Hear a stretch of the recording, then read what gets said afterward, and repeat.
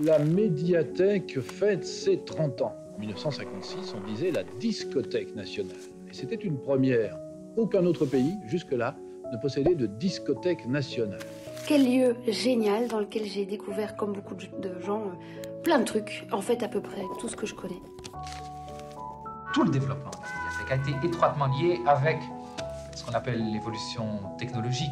Comment est-ce que vous faites, vous, pour suivre un petit peu toutes ces évolutions? Conserver un patrimoine, c'est un de nos objectifs qui est le plus difficile à réaliser. Ce qui nous intéresse, c'est d'être au service des publics. Le service public, c'est une chose qui me semble essentielle, surtout à l'heure actuelle. Donc de mettre toutes nos compétences, tous nos savoirs, tout notre patrimoine, toute notre expertise sensible, nos subjectivités, nos connaissances au service de nos partenaires, que ce soit la lecture publique, des festivals et aussi des citoyens.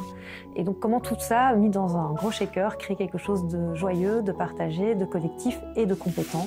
On n'a jamais eu autant accès à la musique et au savoir qu'aujourd'hui, mais le problème c'est qu'on est plongé dans une espèce de jungle.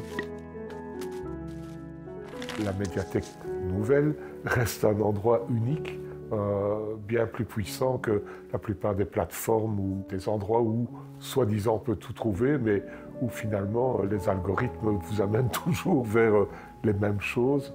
On a un fonds de médias énorme qui a une vocation patrimoniale, mais qui a aussi du coup vocation à être visibilisé. C'est vraiment pas l'idée simplement de garder ces collections et qu'elles prennent la poussière, au contraire c'est de les faire vivre au jour le jour à travers des projets avec nos partenaires. Revenir aussi à l'importance du physique. Quelque part, c'est aussi du partage, c'est un peu de l'économie circulaire aussi. La médiathèque, elle est constituée d'un patrimoine, mais elle est constituée aussi de gens. Et ces gens, au fil du temps, accumulent vraiment des connaissances importantes, précieuses, rares, et c'est important pour nous de pouvoir les partager.